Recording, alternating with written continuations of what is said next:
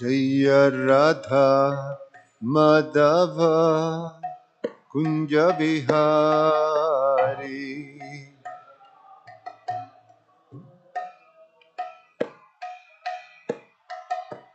Jaya Radha Madhava Kunja Bihari.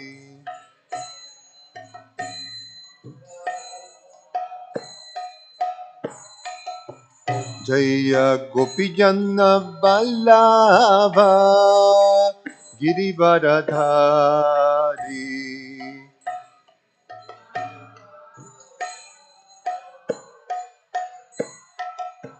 Jaya Gopijana Vallabha Girivaradhari.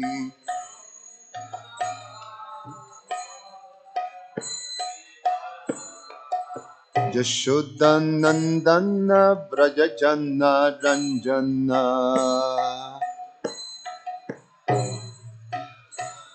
Jashodanandana Brajajana Ranjana. Jamuna Tira Vanachari.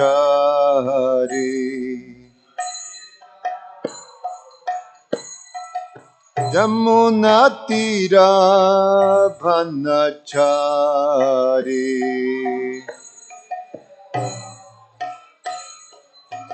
Jaya Radha Madhava Kunja Bihari.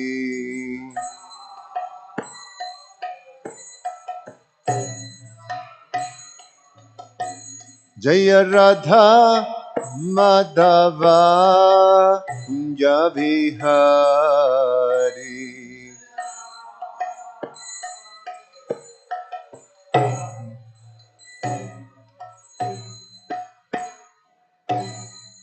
Jayam Vishnupad Paramahansa Parivrajagacharya Ashtotara Shata Shishimad His Divine Grace A.C. Bhaktivedanta Swami Srila Prabhupada Ki Ananta Koti Vaishnava Vrinda Ki ISKCON Founder Acharya Srila Prabhupada Ki Granthara Sriman Bhagavatam Ki Nitai Gaura Premanandi. Oh glories to the assembled devotees. Oh glories to the assembled devotees. Oh glories to the assembled devotees. Oh glories to Shishiguru and Shiguranga. Om Namo Bhagavate Vasudevaya. Om Namo Bhagavate Vasudevaya. Om Namo Bhagavate Vasudevaya.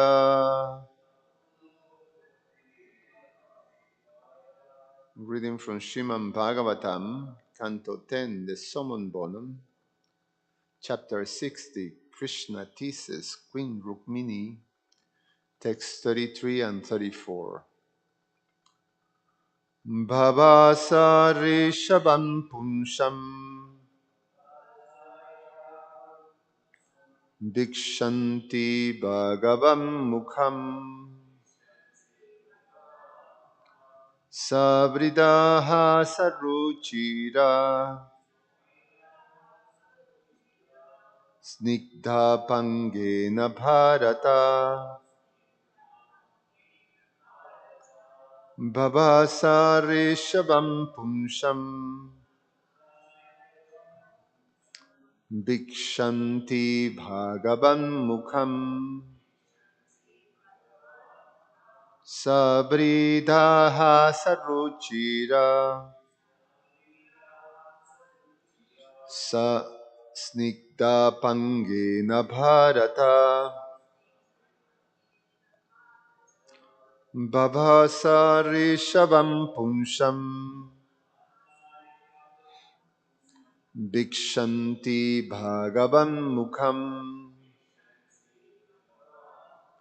Sabridaha Saruchira Snigdha Pangena Bharata Please chant. Babhasa Rishabam Punsam Bhikshanti Bhagavam Mukham Sabridaha Saruchira Snita Pangena Bharata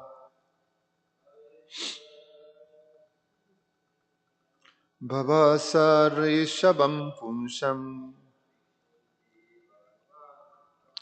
Bhikshanti Bhagavam Mukham Sabridaha Saruchira Snigdha Pangena Bharata Babhasa Rishabam Punsam Bhikshanti Bhagavam Mukham Sabridaha Saruchira Snigdha Pangena Bharata Babhasa. She spoke Rishabham to the most eminent Punsam of males, Bhikshanti, looking upon Bhagavat of the Supreme Lord, Mukham, the face, Sabrida, shy, Hasa, with a smile, Ruchira, charming, Snigdha, affectionate, Apangena, and with glances, Bharata, O descendant of Bharat. Translation by the disciples of His Divine Grace A.C. Bhaktivedanta Swami, Srila Prabhupada Ki Jai. Smilingly, bashfully, as she cast charming, affectionate glances upon the face of the Lord, the best of the males, Rukmini spoke the following, O descendant of Bharat. Sri Rukmini Uvacha Nanuevan etan aravinda bilochanaha Jabai babam bhagavato sadrishi vibhuma Kwaswe mahitni abirato bhagavan triadisha Kwahanguna prakritir agya nagrihiti pada. Translation. Sri Rukmini said, actually, what you have said is true, O Lotus One, O Lotus Eye One. I am indeed unsuitable for the Almighty Personality of Godhead. What comparison is there between that Supreme Lord who is the master of the three primal deities and who delights in his own glory, and myself, a woman of mundane qualities, whose feet are grasped by fools? Purport by the disciples of Srila Prabhupada. Srila Sridhar Swami lists the faults of Lord Krishna, had described in himself that he claimed disqualify. I'm going to restart again. Srila Sridhar Swami lists the faults Lord Krishna has described in himself that he claimed disqualify him from being Rukmini's husband. These include incompatibility, fearfulness, taking shelter in the ocean, quarreling with the powerful, abandoning his kingdom, uncertainty as to uncertainty as to his identity, acting against ordinary standards of behavior, having no good qualities, being praised falsely by beggars, aloofness, and lack of desire for family life. The Lord claimed that Rukmini has failed to recognize these bad qualities in him. Now, she begins to respond to all the Lord's statements. First, she responds to Sri Krishna's statement in text 11 of this chapter, Kasman Novabrishi Shamam. Quote, why did you select us? Why did you select us who are not equal to you? Here, Srimati Rukmini Devi says that she and Krishna are certainly not equal, for no one can be equal to the Supreme Lord. Srila Vishwanath Chakravarti further points out that in her extreme humility, Rukmini is identifying herself with the Lord's external energy, which in fact is her expansion. Rukmini being the goddess of fortune. Om Jnana Timirandasya Jnananjana Shalakaya Chakshur Ummilitangena Tasmai Sri Gurube Namaha Namo Om Vishnupadaya Krishna Prestaya Bhutale Shrimate Romapada Swami Iti Namine Namo Om Vishnupadaya Krishna Prestaya Bhutale Shrimate Bhaktivedanta Swami Iti Namine Namaste Saraswati Deve Gauravani Pracharine Nirveshesha Shunyavadi Pashatya Deshatarine Vanchakalpatarubhyascha Kripasindubhya cha Patitanam Pavanebhyo Vaishnavebhyo Namo Namaha.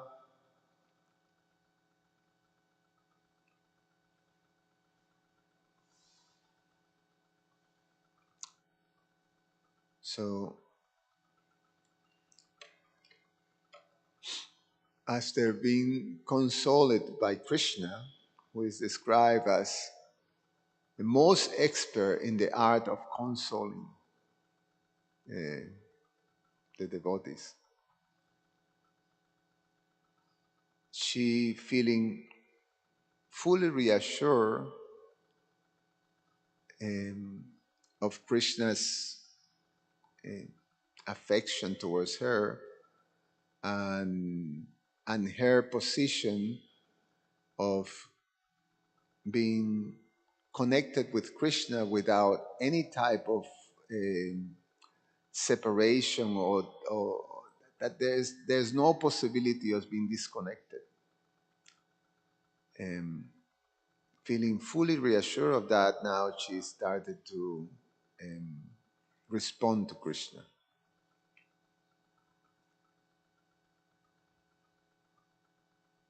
So it's explained here that because of a great attraction to him, to Krishna, Rukmini, Srimati Rukmini Devi, um, she is now glancing at Krishna with this is very beautiful. Explain that she casts these very charming, affectionate glances. So the glances are filled with prema bhakti, and also smiling, but smiling shyly. And um, then she speaks, and as she's starting to speak, then she's responding to Krishna, but in one sense, is now sort of um, going along with Krishna's desire. Krishna's desire was to see, in one sense, some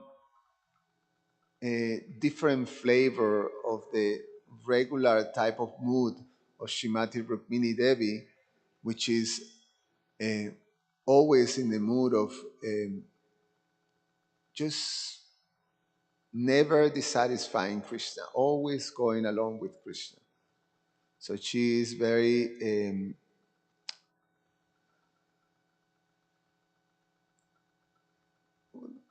we can use the word submissive, to Krishna.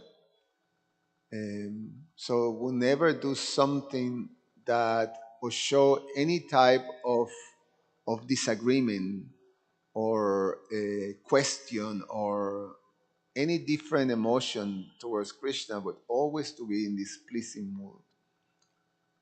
Um, Very different that Shrimati Radharani and some of the Gopi followers of Shrimati Radharani,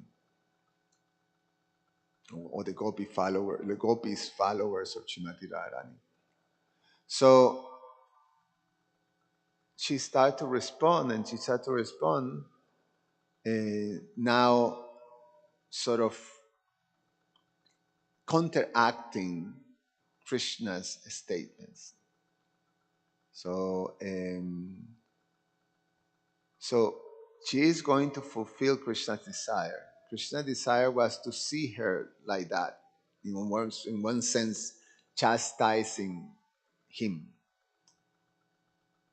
We have the sometimes devotees desire that, especially when the pastime of the devotee with the Lord have a certain particular mood,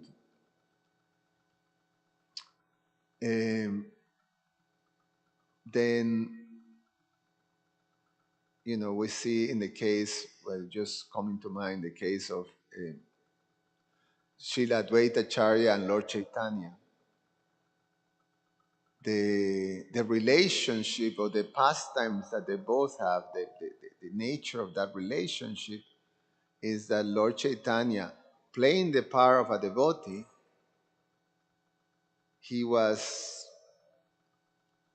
part of his desire was to be submissive and to be looking up towards uh, Srila Advaita Acharya.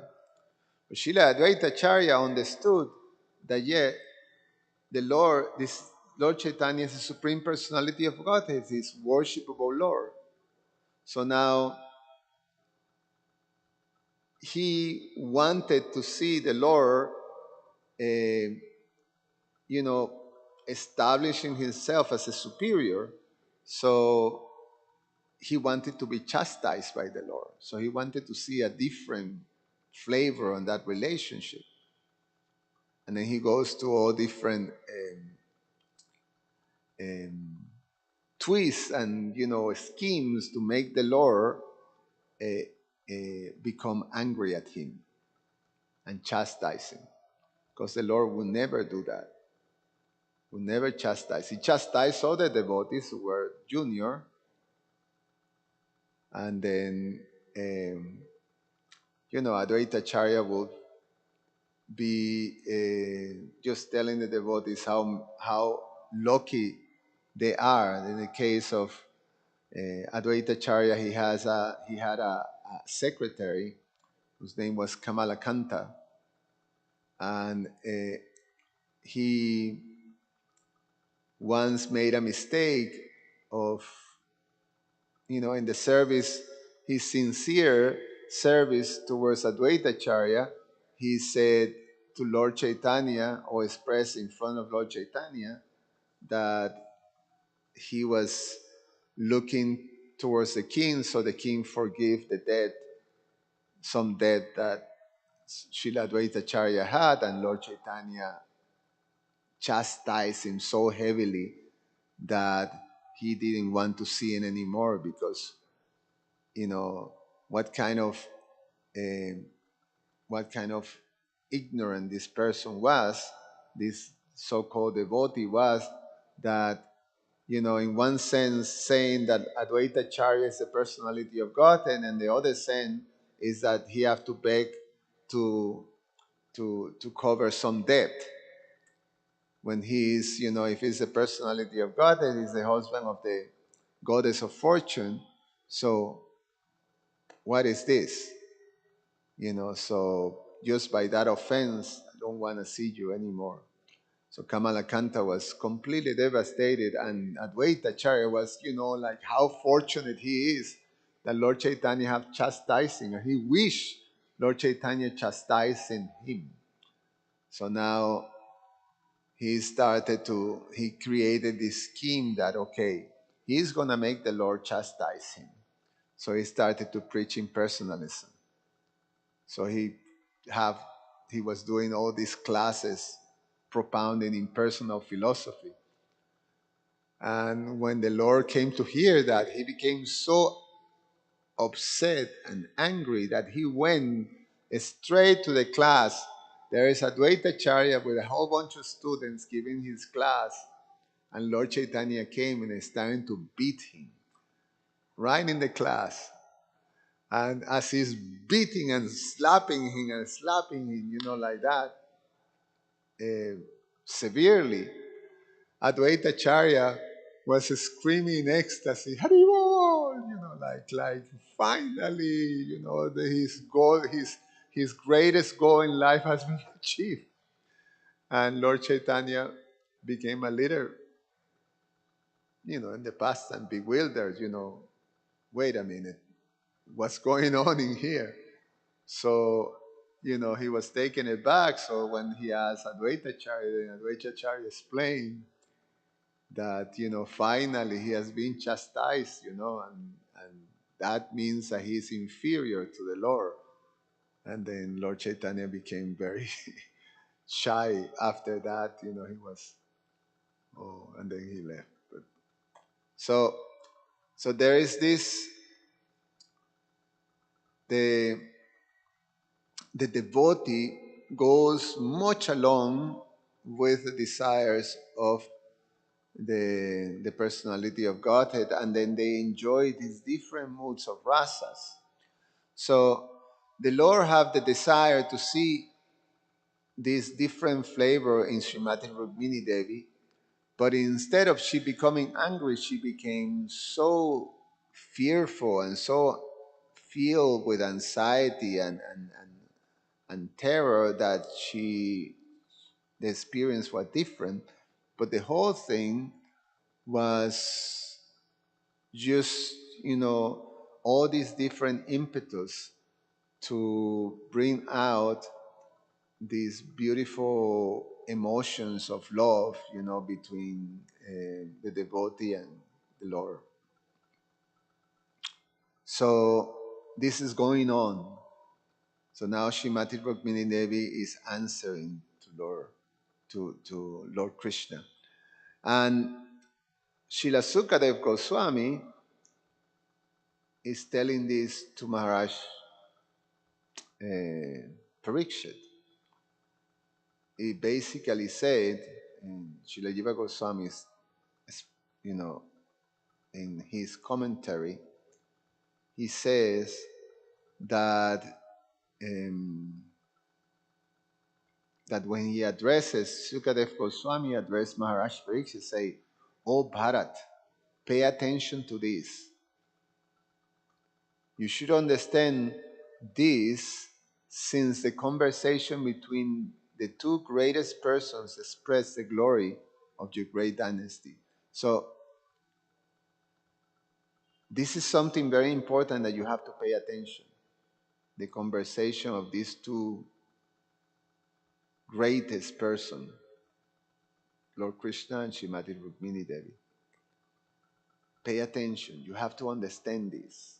You have to understand the essence of this, because if understanding this conversation will help you understand the glories of your great dynasty. So, this is the dynasty of the moon that that both Maharaj Parikshit and the Pandavas, the Kauravas, and the Yadus are descendants of the this moon dynasty. And so to understand the glories of this great dynasty, who have so many great personalities, and in which the personality of God as Swayam Bhagavan Krishna appears, understand the glories of this. So pay attention. So what is this that we have to understand, in this exchange, this conversation, this pastime? that is recorded, in this chapter, and is filled with these different flavors and transformations and emotions that are part of the manifestations of pure devotional service, prema bhakti, um, is is important to pay attention because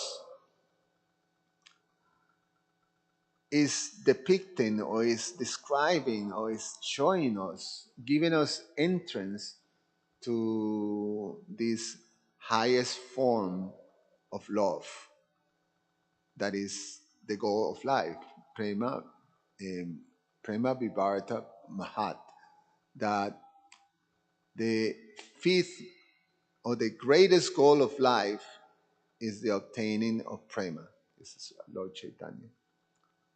Um, there's the four goals of life: um, dharma, artha, kama, and moksha. But the fifth goal and the ultimate goal is prema, if love of Godhead. So we have to pay attention. And this is the whole idea of that the Bhagavatam gives us. The Bhagavatam gives us entrance into the relationships in prema that are between perfected devotees and the Lord. And when this conversation happens, there is all these emotions that are there. So it becomes very important when we want to see or have an understanding of this ultimate stage of perfection. When we are in the process of trying to get to the ultimate stage of perfection, it's important to understand that. It's almost like to have a very clear picture of where you are directing yourself, where you're going, and when you want, what is the ultimate destination. It's an important understanding. What is the goal of life? Lord Chaitanya had that discussion with Ramananda Roy, Srila Ramananda Roy. What is the ultimate goal of life? Because it's an important thing to understand. If we want, we have to know where we're going, what is that we looking to achieve. So there are different types of. There are three different types of bhakti. And when we're talking about bhakti, is this loving relationship with the personality of Godhead. So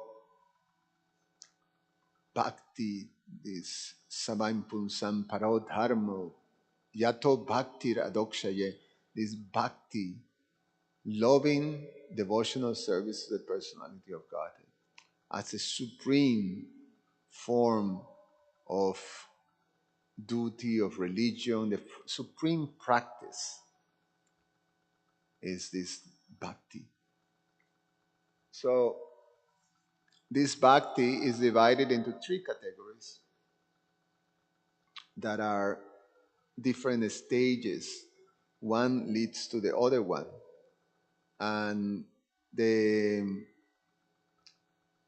the lower stage is called sadhana bhakti, the middle stage is called bhava bhakti, and the top stage is called prema bhakti. So when we hear in these descriptions are different transformations of prema bhakti. And prema bhakti goes to different, there's Lord Chaitanya described that there is 9 different transformations of this prema bhakti. Sneha, mana,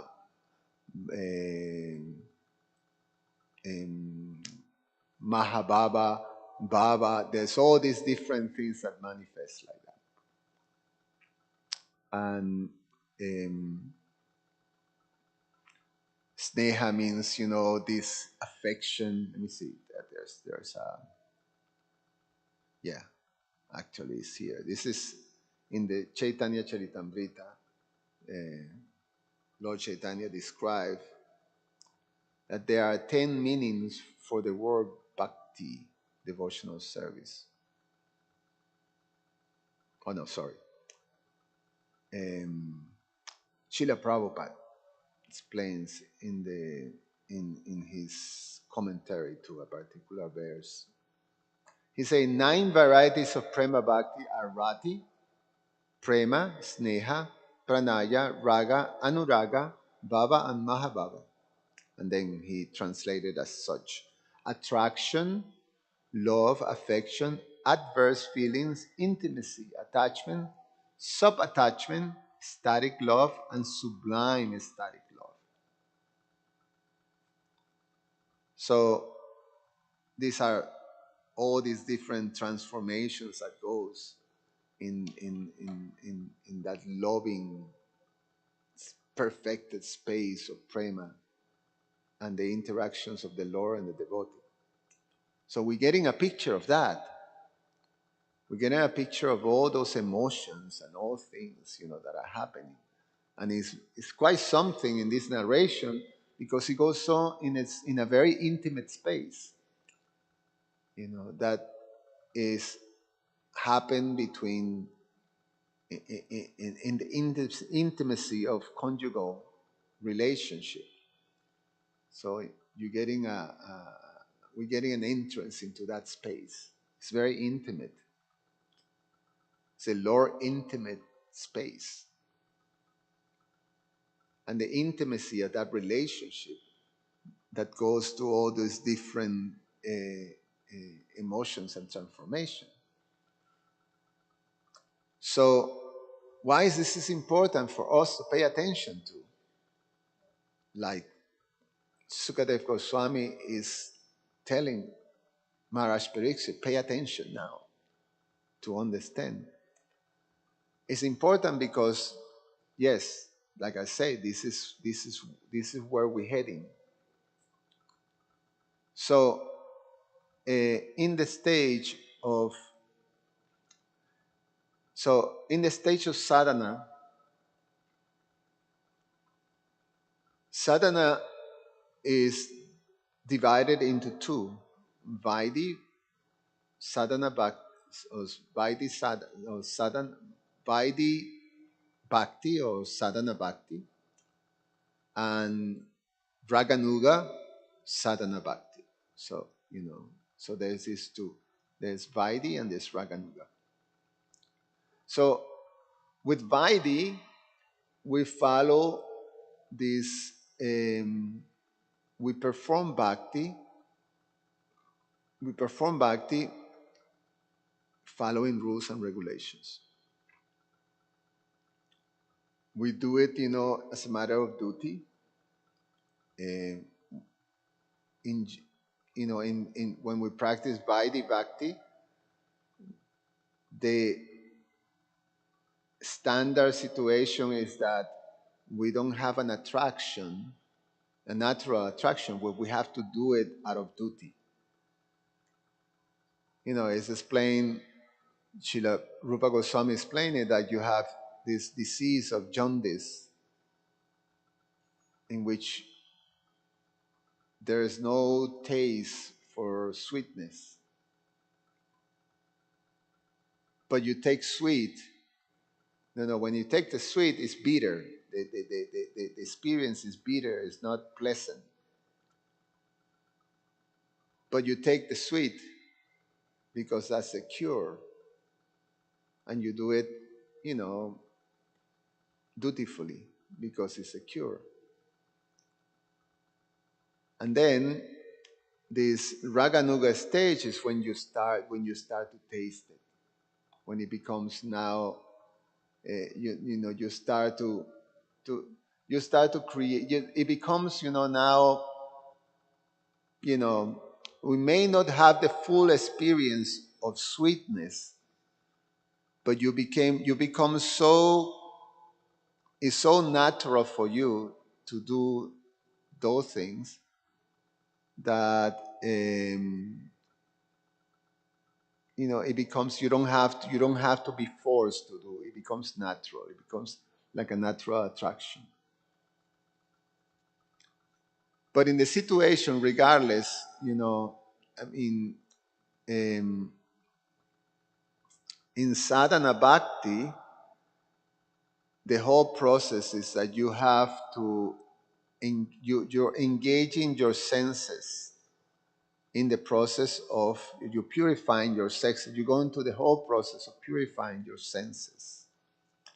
And as you purify your senses, then, incrementally, the attraction increases and the obstacles sort of decrease, incrementally like that. So as you become purifying for the unwanted things within the heart, and that is done through the through through using your senses in the service of Krishna. The famous verse that Srila Rupa Goswami gave in the Bhakti Rasamrita Sindhu, in the Nectar of Devotion, that, Sarvopadi Vinimukta Tat Paratwena Nirmalam, that by engaging the senses of Rishikena Rishikesha, Sevanan Bhaktir Uchate, that you engage in the service in the senses in the service of Lord Krishna, and by that the the the the unwanted things, the designations, the unwanted designations that you have, or your false ego, all that stuff start to dissolve. So that is that stage. And then it comes bhava. Bhava bhakti is when you actually, when all those things, unwanted things, has become dissolved, and you fully are in the platform of understanding, of identifying yourself as a spirit soul. And then now, bhakti, devotional service, is the emotions, the real emotions start to manifest. So you got the emotional aspect now is part of it.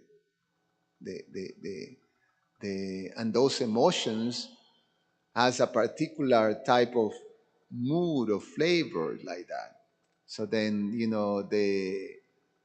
what we've been hearing, this is Thai Babas, or this particular propensity or natural propensity that you have, that can be, the 5 main rasas and the 7 secondary rasas are there, and the emotions start to manifest.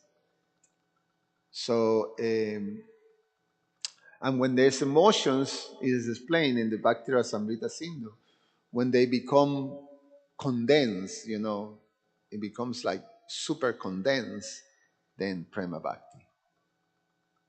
So, but in Bhava Bhakti is when the emotional aspect is there. So then,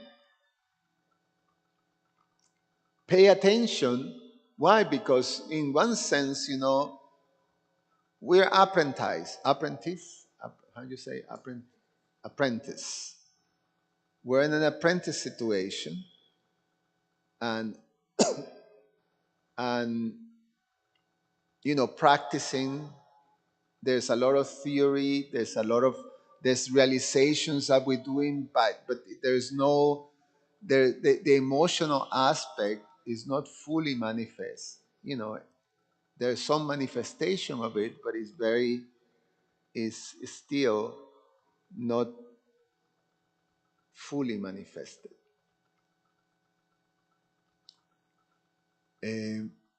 So,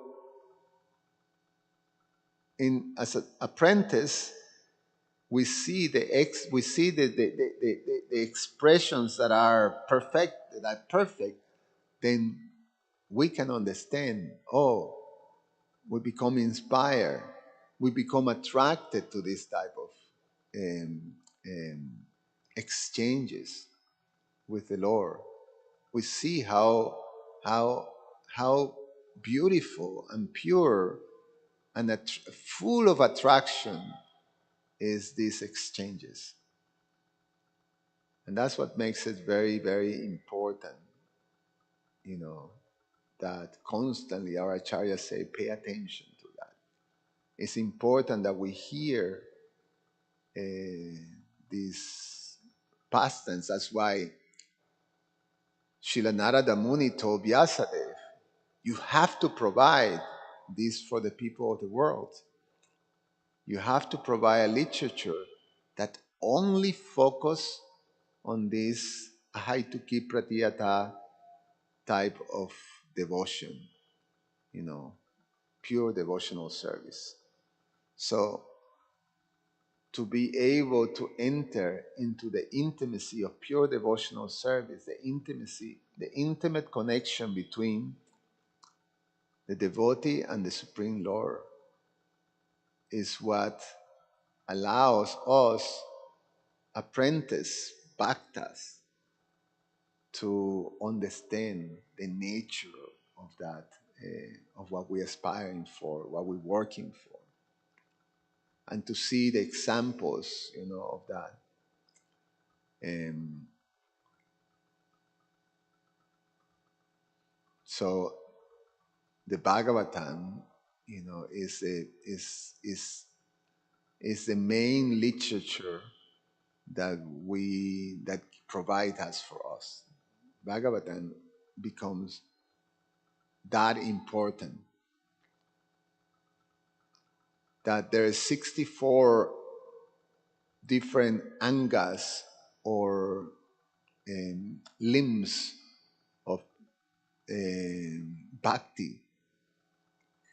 And of those 64, Srila Rupa Goswami and the Vaishnavacharyas, Lord Chaitanya, following Lord Chaitanya, they tell us that there's 5 that are the most powerful.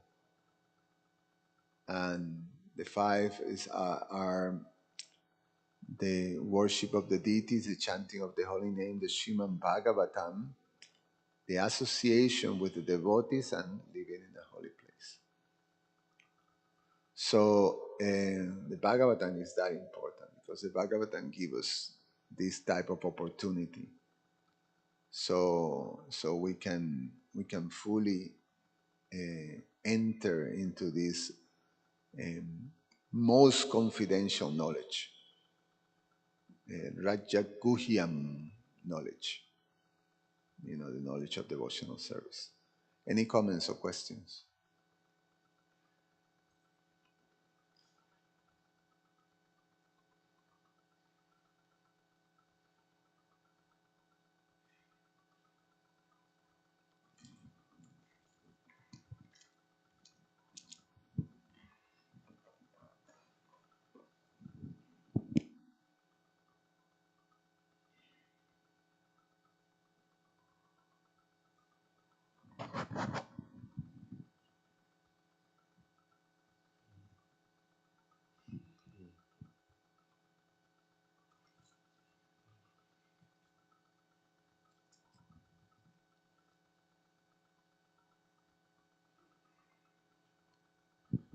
Thank you for the class, Prabhuji. I'm thinking about one thing where preaching to the faithless, like, why is it such an offense to preach to the faithless? Because the information is so important and hardly anyone has faith. So it's like it's kind of a secret knowledge, but in relationship to what you were saying, everything that you broke it down in a systematic way. So why is it so offensive to share this when a person does not have the faith? is qualified. It's not, it's not a black and white statement. It's qualified. Um, the explanation is that you don't preach the glories of the holy name to the faithless. So it's an offense to do that. And when we talk about the glories of the holy name, is to take anyone, or um, a faithless person, and start to tell them that the holy name is all the details of the glories of the holy name, when the person is not necessarily ready for that, or is not capable of understanding that because of how covered the person is. So, if you go to, sometimes you see that in Harinam, you know, that if you tell persons that uh, this is, this is, there's no other way as per the scriptures. There's no other way, there's no other way, there's no other way but to chant the holy names of the Lord. Um, Hari Nam, the names of Lord Hari. So, they're not going to take it. They may become offensive. And because you make them being offensive towards the holy name, then that's an offense. It's almost like we become implicated. In other words, it's not a call to put a limit, to tell you don't preach. It's more, a warning to preach with discrimination. Use your intelligence. And that's the part that when we are, when we're not mature as, as devotees and preachers, sometimes out of enthusiasm, we just spill the beans, to people that are not ready. And then at the end, it's counterproductive. We really, instead of bringing people towards Krishna, we're scaring people out, like they don't just don't come. Because our preaching is not mature. We don't use discrimination. So discrimination is something that is a very important part of preaching. That's preaching is in the Madhyama platform. So, and the Madhya platform is a platform in which we use discrimination. Who is a devotee, who is innocent, and who is demoniac. So if you take and you preach to the demoniac will become completely, agitated. So that's that injunction. Use discrimination. Make sure. And the question is, okay, I'm a neophyte. Most of us are. I'm a neophyte, so meaning that I'm not a madhyama, meaning that I don't have the capacity to perfectly discriminate and distinguish, made a distinction of, who is a devotee, who is innocent, and who is a demoniac. It's questionable, my discrimination. So what should I do? Should I not preach? And the question is, you do following the guidelines that are given by Srila Prabhupada or those who are in that platform of Madhyama. So, we follow. We follow certain guidelines. When we do book distribution, we get trained to follow certain guidelines. And it has been, as you go through many years of doing this, 50 years of book distribution, these guidelines becomes more and more refined. I'll give you an example.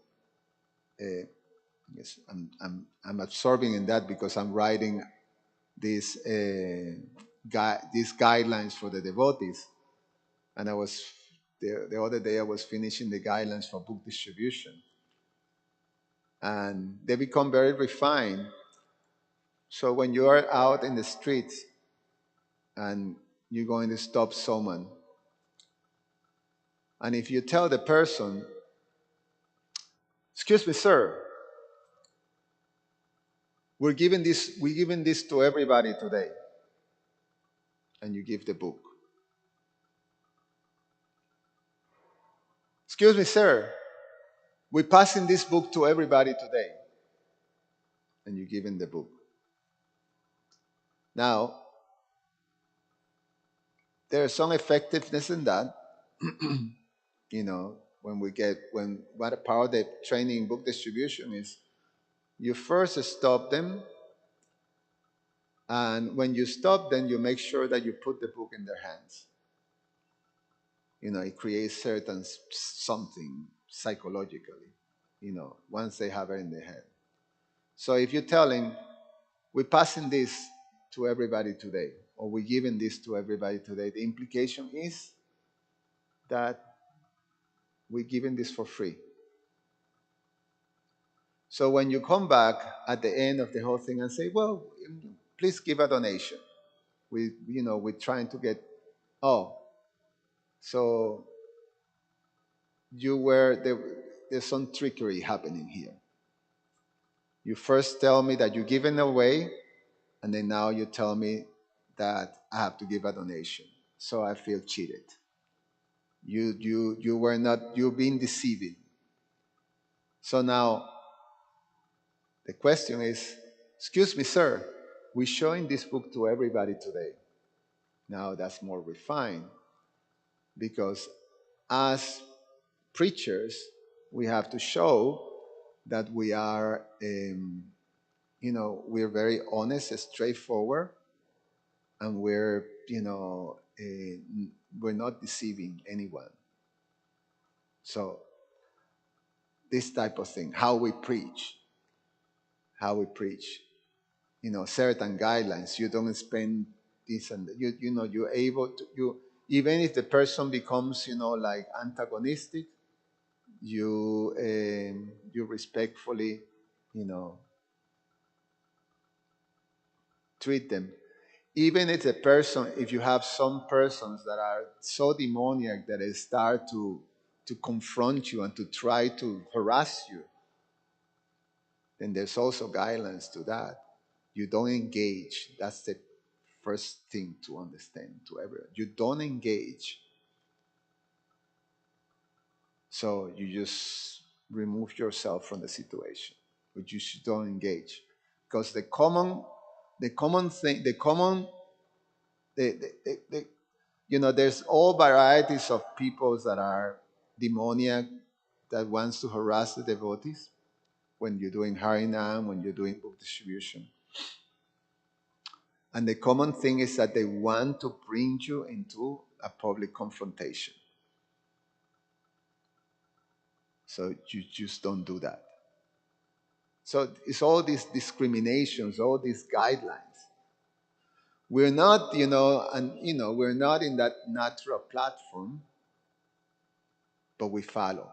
We follow people that are like that. Like, if you get ever the opportunity to go on book distribution with someone like Vaisheshika Prabhu, his great Vaisheshika Prabhu, is a person that have that discrimination. I mean, it's so refined that it's mesmerizing just to observe. It's incredible. I mean, he just stand with his perfectly shaved head, his perfect tilak, tall, like you don't miss him in his perfectly ironed, white kurta and dhoti. I mean, it's like, where is, it's an individual from another world, like effulgent with his books, and just waving at you. I mean, people just stop in their tracks. It doesn't matter. I mean, he just passed book after another, like that. And he says, he gave us this clue for discrimination. You smile, you stand there, and you wave. How do you know which ones are favored, who are not? Well, the ones who wave you back. So if I go like this, and you go like, then you don't mind about that one. You let it go. Because there's going to be someone that goes like, oh, yeah. And then, boom. Then he say, like that. So we learn this. That's why preaching help us. Preaching is, we have to preach because preach is good for them and good for us. For us, because if we follow guidelines, that's what Vaidhi Bhakti is. We follow rules, regulation, guidelines like that. If we follow, we become purified. With purification, our intelligence becomes sharp and we start to learn because intelligence is what gives us the discrimination. We start to understand, deeply, uh, you know, who is devotee, who is innocent, and who is demoniac. And then we can preach. We can preach, effectively. Right?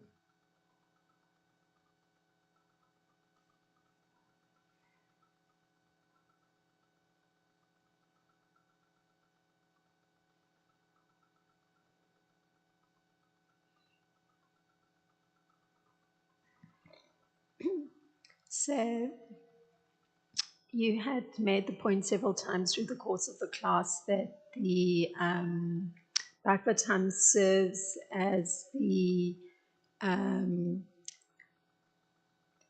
guess, a kind of window or a demonstration of the emotions that can develop, and you highlighted that Bhava Bhakti is the moment at which emotions develop through following the rules and regulations of devotional life.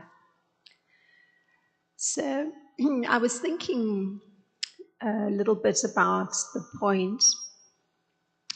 So, like in regular learning, if one's observing something, then a person a teaching person or somebody in the role of teacher or, teacher, let's say, will role play something, or they will just automatically be a role model for some behavior or some way of dealing with situations.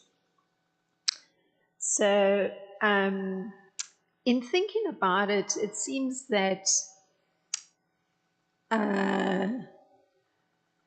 the interactions that one is hearing about or reading in the Bhagavatam, it's not on that level of role playing. It's very much almost like imbibing a certain mood or attitude. Because, like in this particular situation, Rukmini is displaying extreme humility this verse today. So, if one is hearing about that or observing it, it's more that it goes into a very deep emotional space. It's not merely an external observation or learning something. So I was just really fascinated with, the point. So I'm just commenting because I'm processing or trying to process it. Yeah, in one sense, that's exactly the point. That then you see it really how it looks in real, how the reality is. Because in Vaidhi Bhakti, it's all theory. we just, it says, Trinara Pisunichina, you have to be humble, you have to be tolerant. And, you go to you go to the practices that helps you be humble, pay obeisances, doing service, all that type of thing. Preaching, serving the spiritual master, being submissive, you do all these type of things that helps, and when study and, sees the examples and things like that. Then Raganuga Bhakti is when you become so, now it's so natural that you do these activities that you start to do it spontaneously.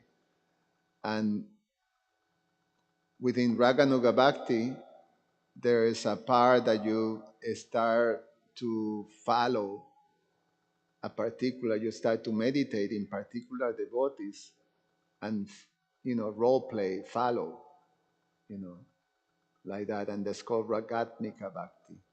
So you follow the spontaneous devotees, and like that. So that's not Bhava yet, it's still within sadhana bhakti.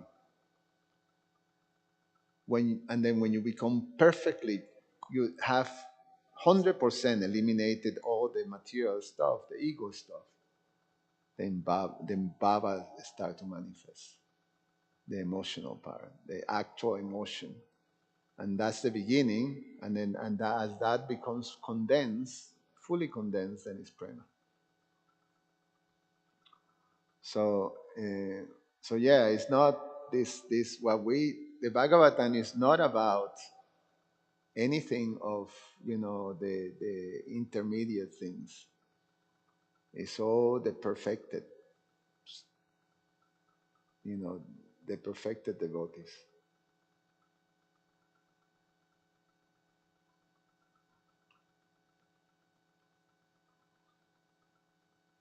Well, we focus on that.